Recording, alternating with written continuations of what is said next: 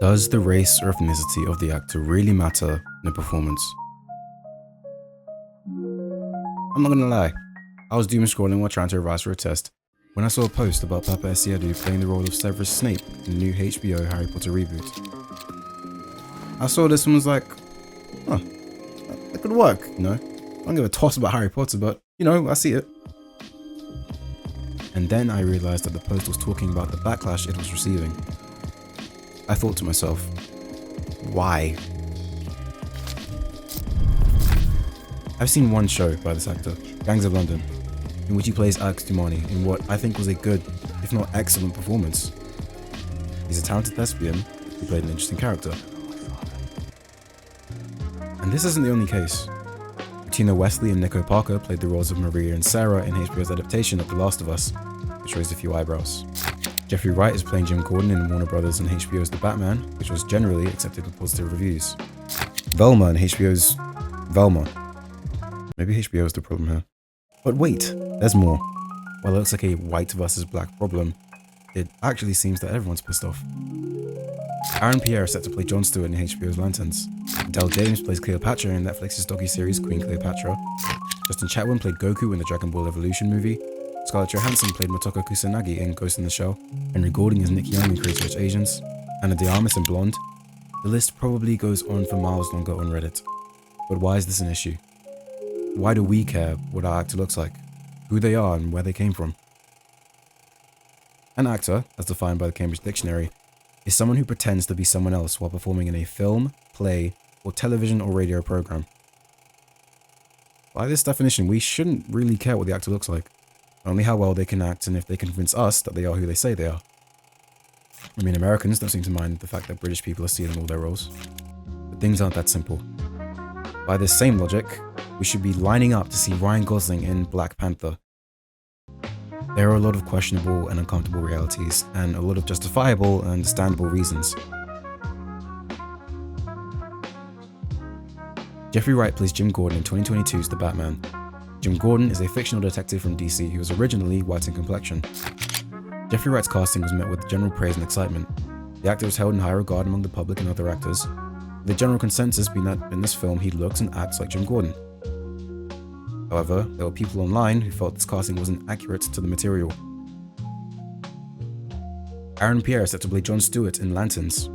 Jon Stewart is one of the 3 Green Lanterns of Earth in the DC universe, most popularly recognized from the Justice League Unlimited animated series, and in general for being the GOAT. Jon Stewart was created with dark skin, and despite being a fan favorite and brilliant actor, many people feel that Aaron Pierre isn't dark enough for the role, particularly members of the black community. Adele James, a black actress, played the Egyptian Queen Cleopatra in Netflix's docu-series Queen Cleopatra, an Egyptian. Egyptians are upset over a black African playing Cleopatra, with repeated claims of inaccuracy and blackwashing. Henry Golding played Nick Young in Crazy Rich Asians, an Asian character played by an Asian actor. Well, people were upset that a white Asian actor was playing a primarily Asian role. Anna de Armas played Marilyn Monroe in Netflix's biopic Blonde. While the public had issues with a lot of other facets of the film, despite Anna de Armas being a brilliant actress and a choice in casting, a Cuban accent got in the way of her performance. Scarlett Johansson plays Motoko Kusanagi in Ghost in the Shell, a white actor playing an Asian anime character. This was met with disapproval and upset from the Asian community with claims of whitewashing the original character. Look, however you want to look at it, you can call it progression or Hollywood's woke marketing tactic. It's obvious to us, the viewer, that something doesn't sound, look, or feel right with our actor. And this doesn't just end with race. There's gender swapping, potential age swapping, and actors who generally seem like they just don't fit the role. But then there are some anomalies. There are characters like Nick Fury, an originally white character played by a phenomenal black actor. Ghost from the MCU, brilliantly played by a female actress. Joel in the Last of Us series, played by a Cuban actor. Heimdall, Spider-Man, A-Train, Kratos, Ben 10, Tropic Thunder.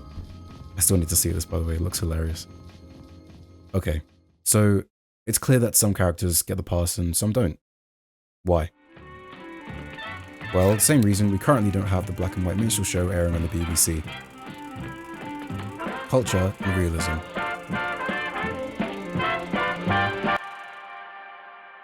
With the expansion of mainstream media and art, different styles, plots, and themes are expressed in new TV shows, films, and many other forms of media. Different forms of media that can and have already appealed to these sets of people. Representation of people's cultures, ideologies, and interests is important and often needed. Seeing a character that acts or even looks like you is appealing, enticing, welcoming. Offers the public a look into your life and mind, even if it isn't a real world. Different forms of media that can and have already appealed to these sets of people. It is why there is a push for more ethnically and socially diverse characters and shows. With the freedom to create what we like and view what we want, there is freedom to what can be made without having too many restrictions. When it comes to drama, there's a fine line. Your show, your performance is only as believable as the audience will allow it to be to themselves.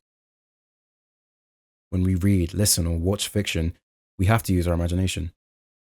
Ignore the illogical and embrace the impossible. It is why we're able to think about and even understand a world that doesn't even exist. Why we can understand and accept how Gravity Falls and Rick and Morty are connected in some way. Why we're able to pick up a pencil and start casting spells. But with the rising quality of media, it has become easier for the audience to slip into the fictional world they are viewing. Less need for the imagination. There has been a push for fictional realism. Our aim is to create convincing drama, the most believable, almost real fiction.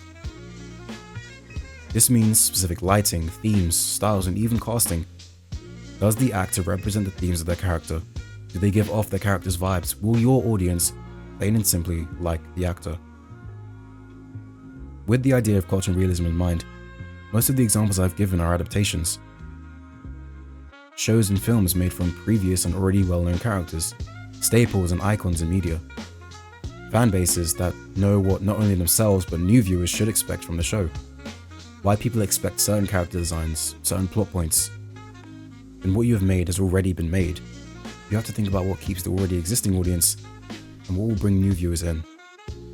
New plot points, new designs, new actors. There's so many things to think about, and the success of a show becoming more and more crucial with the amount of funding increasing. Appealing to the audience is important, and ensuring you're getting the most amount of returning viewers becomes crucial. It seems so much is being done for the viewer. Besides money, what is the show expecting in return? This poses a question. As the audience, do we have a responsibility to engage our imagination further than what we see? I do believe that as a viewer there is an expectation to suspend belief. If you go and see a play in a theatre, and you definitely should by the way, I'm sure you have no notion or query with who is playing the character. You know the plot based off the public synopsis, and I don't believe it's a matter of popularity with the medium in which media is shown. You can force yourself to believe that the person who is clearly a person is a cat. That while the nose is clearly fake, that person with green skin is a witch.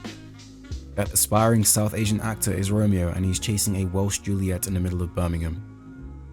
It is why you can believe in superheroes, in magic, in cyborgs and aliens.